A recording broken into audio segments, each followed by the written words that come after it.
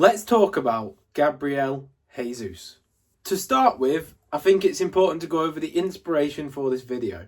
On a recent video where I discussed Arsenal's contracts, there was a comment that stated that Gabriel Jesus isn't worth the £265,000 a week, £13.780 million per year that he is on. He's the second highest earner at Arsenal behind Kai Havertz. Been at the club now for 2 seasons, since arriving from Manchester City in 2022 for £45 million. For context, his current market value is £55 million. So is he worth that, or is the comment correct that Gabriel Jesus is not worth £265,000 a week and to be the second highest paid player at Arsenal Football Club? So what is he worth to Arsenal, and is he worth that amount of money? Well, I just want to firstly caveat this by saying that right now, in the position he is, there is no way he should be the second highest paid player at Arsenal. But that doesn't mean he wasn't worth it at the time, and that doesn't mean he's not worth it to this day. You've got to look at it this way. Since I know that you're instinctively saying no in the gut of your stomach, when he first signed for us from Manchester City, he elevated the attack and the team to a position where they sustained a unlikely title charge that was out of the blue. The previous season we'd finished 5th. Jesus coming in with Zinchenko, these level raisers, brought us up to 2nd place. And in 2022-23 season, we did amount a title charge. It was an unlikely title charge, but it still happened. Jesus' defensive work, his fluidity on the ball, initially his goal-scoring ability, yes, that's dried up since, and he's got no goals this season, enabled Arsenal to get through that barrier where they were then able to get into Champions League football. So the revenue that then brings in, the fact that then they had the Champions League football, which was a platform to bring in the likes of Declan Rice, shows that Jesus initially was worth the contract that he's been put on. Obviously, there's 3 years left of the contract left, so there is still a remaining £41.34 million to pay Gabriel Jesus till the remainder of his contract. But that doesn't mean that he hasn't been a good investment overall. Because look at it this way. Yes, astronomical wages, don't get me wrong. But if we're in the Champions League from when we signed him to the end of his deal, and obviously subsequent seasons because of what we've built due to the progression that he enabled us to have, then that is a very sound investment indeed. Jesus' contract will end in 26-27 season, at the end of that season. He'll be 29 years old, so realistically, his sell-on value will be depreciating from about this summer. So if we're going to sign him up to a new deal, we need to make the decision soon in terms of realistic sell-on value. If we were to wait a little, there is a jeopardy in that in terms of he may leave on a free, obviously. But if Arsenal continues in the trajectory we think we're going to, and major honours are close by, so we win a Premier League or a Champions League or what have you, and we're a desirable place, one of the most desirable clubs to be at in the world of football, then Jesus would naturally want to stay when he gets to 29.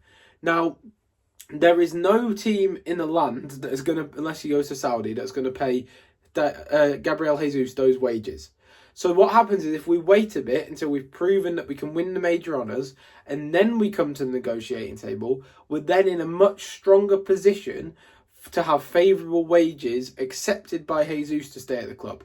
Because say we wait 2 years, by that point we've won a Premier League, all big players are coming in, all big players want to be around us, you know what I mean, positive energy around the club. We add to the likes of Declan Rice, Saliba, etc. Get Saka on a new deal, get Saliba on a new deal. By that point, everything's turning rosy.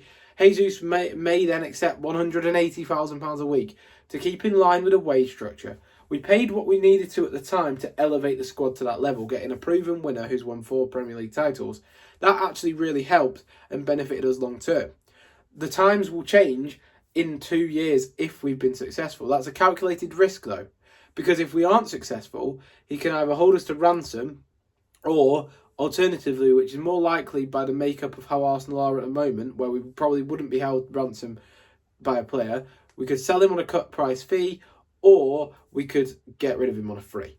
So it depends how Arsenal progress on the pitch over the next few years as to whether he'd be open to reducing his fee to make it worthwhile to sign him an extension. So whilst next season is the prime time to renew, you maybe take the calculated gamble and wait for the season after. Let's also just think about the player that Gabriel Jesus is.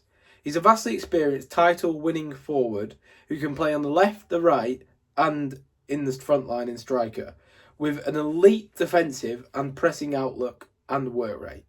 I'll show you the stats now from FBref, showing his comparability over the last 365 days to other forwards in Europe. You will see his defensive output, his dribble output, his progressibility is on an elite scale. He is, in those metrics, by definition, world class.